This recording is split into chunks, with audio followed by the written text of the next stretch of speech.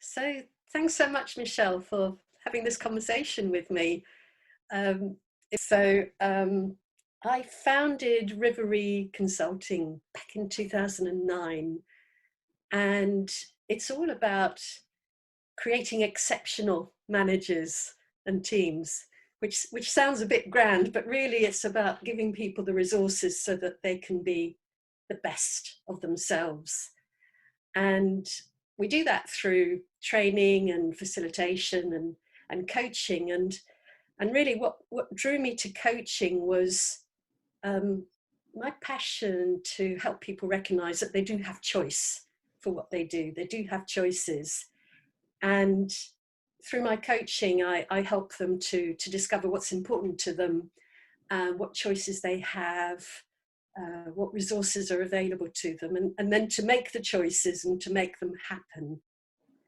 And I think what drew me to you, Michelle, was your story that you got to share in this space about some really quite significant choices that you've made in your life. So yeah, I'd really love to share that with people. So maybe just start with introducing yourself. Yeah, absolutely. Thank you, Elisabeth. So I am head of blended learning for a RiverRhee Group, which is an edtech company based in Cambridge in the United Kingdom. And I'm really keen to share my career experiences with others in life sciences. I think sometimes it feels difficult to change direction or change your mind, especially when you're set in an academic career. And I thought I would share my thought processes with how I made that change from academia into a more corporate world, I guess. Yeah, and who's it that you want to share this with? So I think really it's relevant for anybody who is in life sciences, whether you're a PhD student, a postdoc, anybody that is thinking about making a change, leaving academia, or even if you're thinking about leaving your current position, then I think this is really, hopefully will give you some insights into my experiences and hopefully makes you feel like you can, or to empower you to make that choice. Yeah, that's a great story. And maybe we could start by just telling me about, you know, some of the big changes, the big choices that you've had to make. What's your journey been?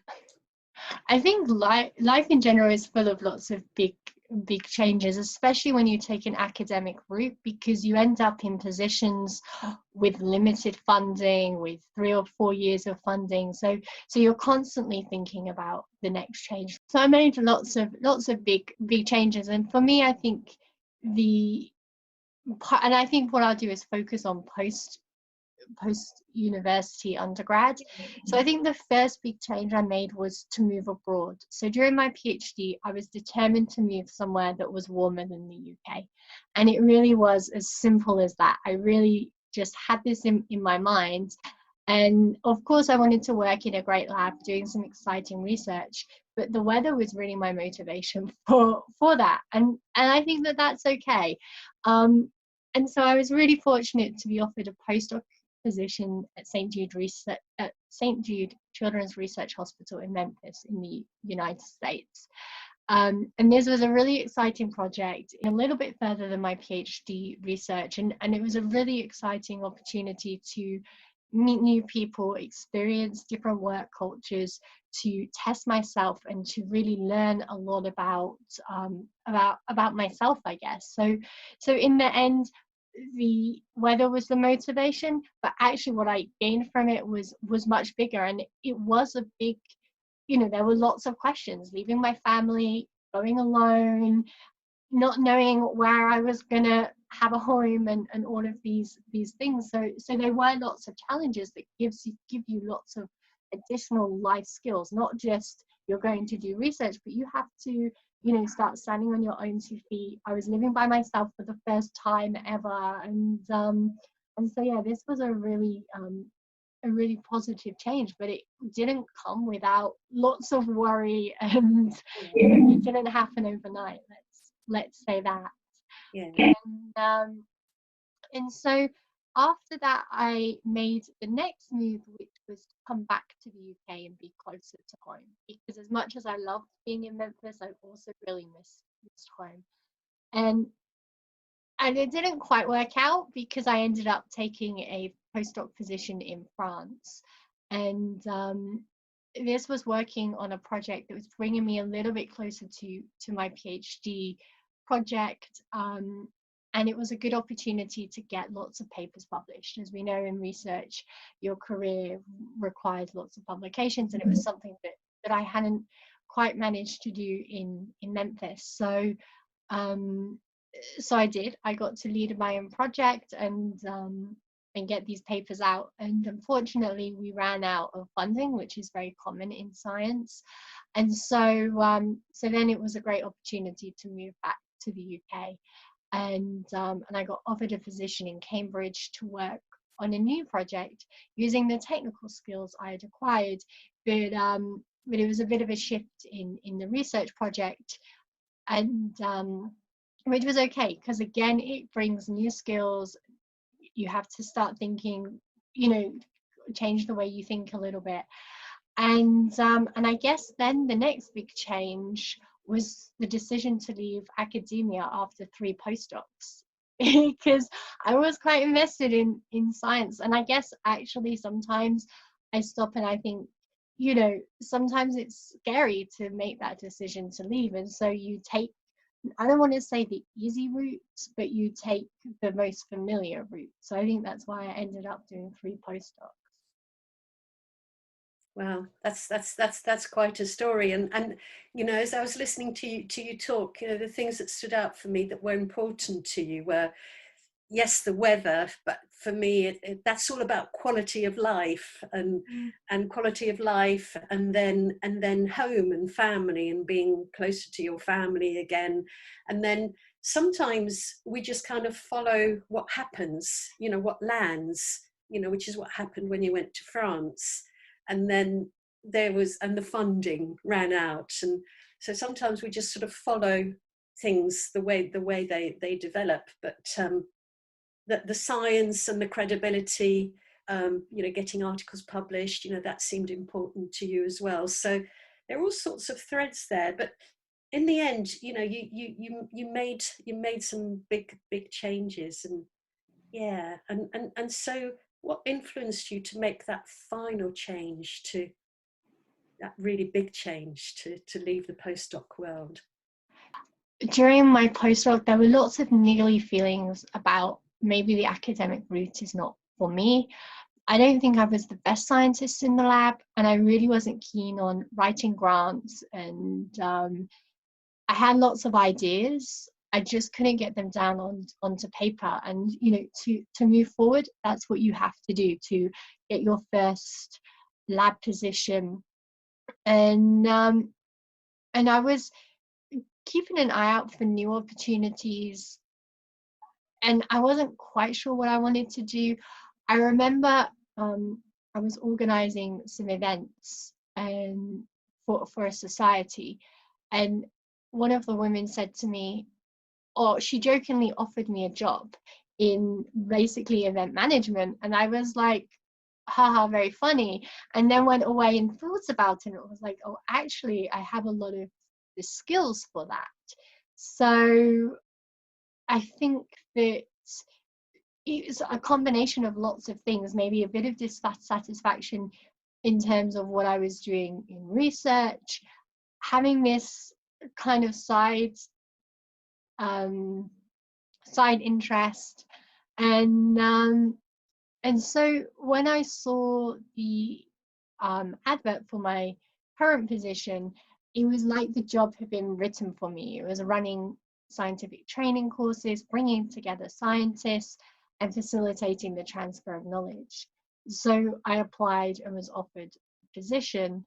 And so I think it's lots of different pieces, and sometimes you just come across, the right job advert at the right time, I guess. Yeah, absolutely. And that can be absolutely what happened.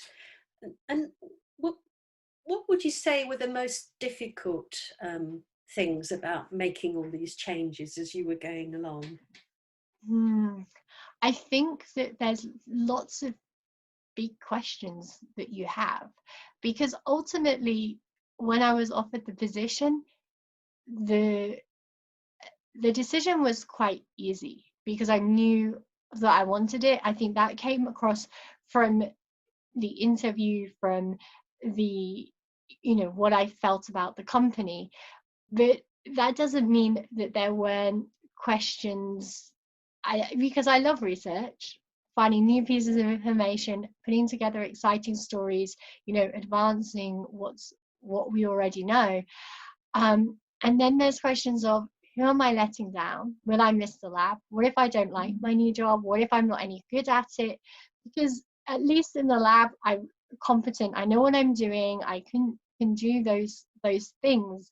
But here I'm suddenly being put into a corporate world. I'm going to be doing lots of new things, lots of things I have already done that I hadn't, they were volunteer roles. So it's very different to suddenly when you're being paid to do something that you love, and you have to do a good, you always want to do a good job, but the expectation is slightly different. So there was lots of big questions that, right up probably until I started, I was, thinking about, I think that key is, or the big question was, will I miss a lab? Am I making the right decision? And that niggled with me probably until the first week, and then settled into the job, and I was like, okay, this is fine. I can do this. I have no problems. But I think that that there was those you just ask yourself those questions. Yeah, and that's quite natural, isn't it? And the sort of questions, what am I going to lose? What am I going to gain? Yeah. Exactly. And the Yeah. fear of the unknown. Mm. I think that's a big thing, when you're a bit afraid. But ultimately, I think a lot of people I discussed it with a lot of people, and if I don't like it, I could come back.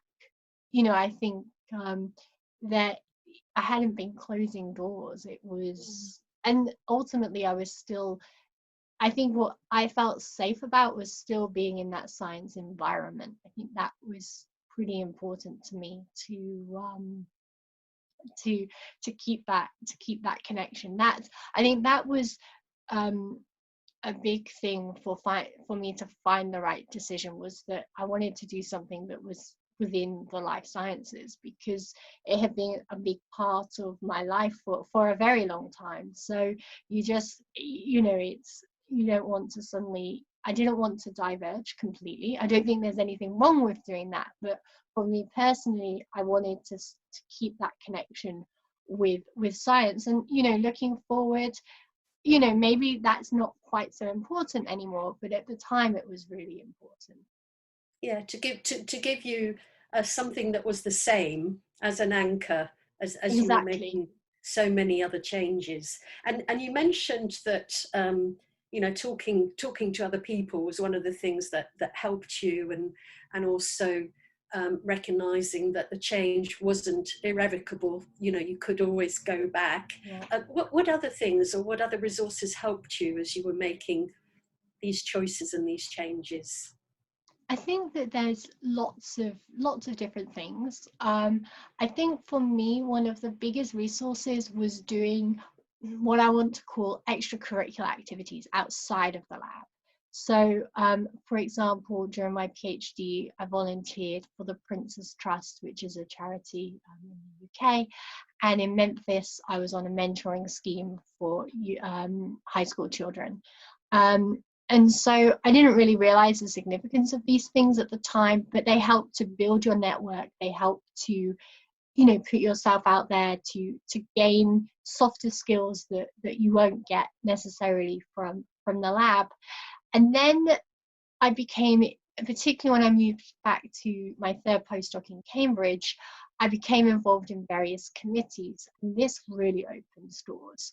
So one example of this is I was elected as a postdoc rep for the British Society of Developmental Biology.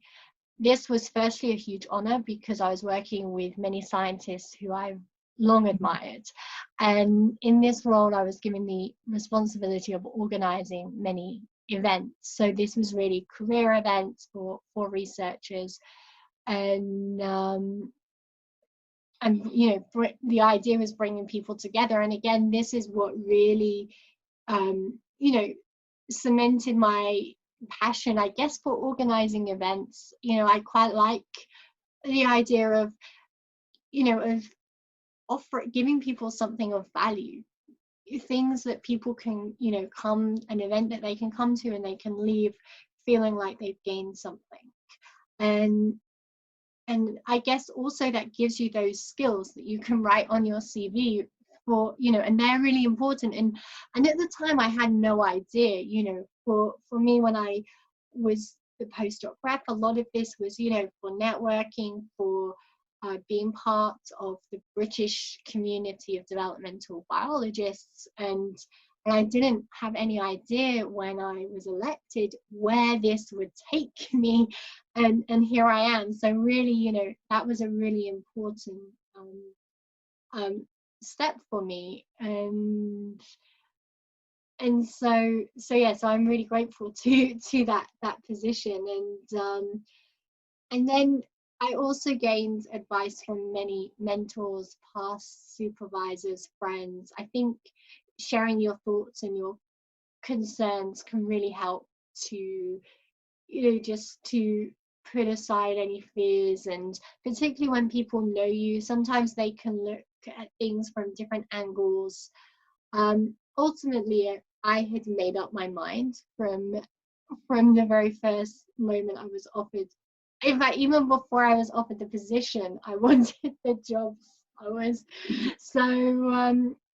So yeah. And I think, you know, talking to other people just validates your choice, that you're doing the right thing, and that you're not, you have to be careful because you don't want to do something for the wrong reasons, or you have to balance your decision in, am I taking this job just because I want to leave the postdoc, or am I taking it because this is going to advance my career? And I think that's a really important distinction to make.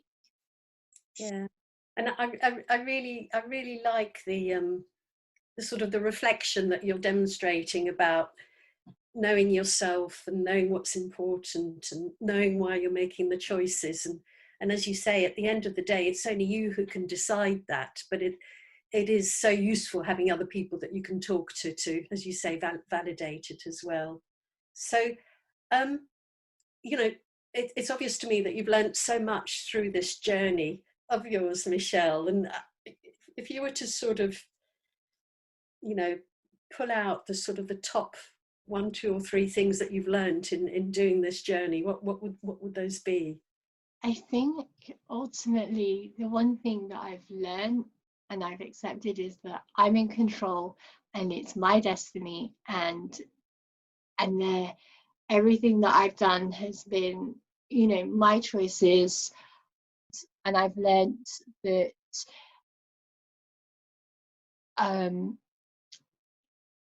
sorry, I'm trying to put into words what I want to say. I guess that I'm pretty resilient, and that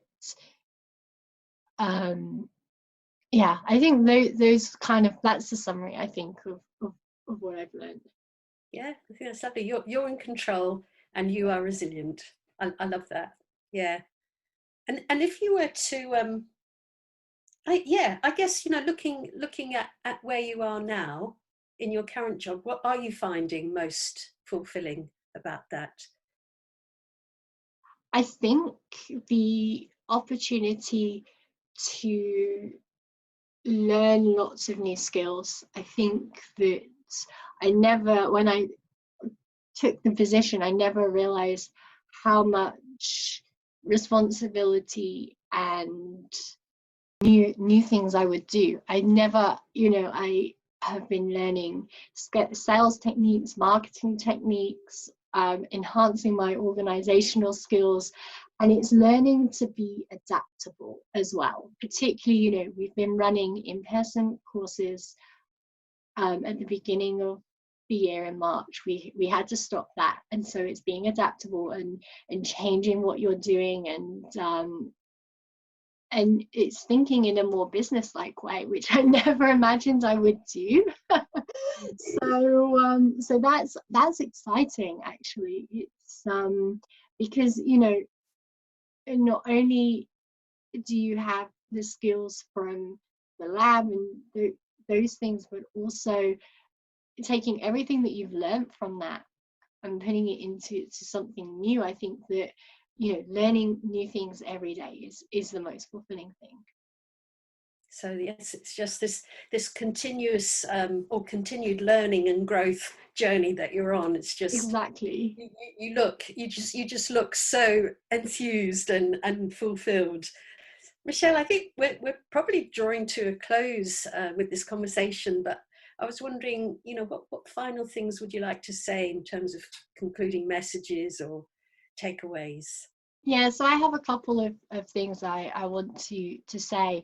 So hopefully people people can learn from the little bits that I have said. But I think ultimately my conclusion, I guess, of this is it's your career and it's your choice what you do. I think that's what I've learned along the way. I think take opportunities and gain experiences outside the lab. I think this is what really helped me. And even if you want a career in academia, that's fine as well. But I still think that those extra opportunities or experiences can also help with getting the next job, with showing that you're a team player and that you are actively involved. Because ultimately, science and business, it doesn't happen with one person. There needs to be a good team and a collaboration around everyone. And also, whatever you do, there really is no right or wrong. I think that you're doing what is right for you at the time. And my final takeaway message is to go away and join something today. It could be anything from volunteering for a local charity to joining a department or university-wide committee. The important thing is that you open doors, gain new skills and new experiences. That's lovely. Thank you so much, Michelle. It's been a pleasure talking with you today.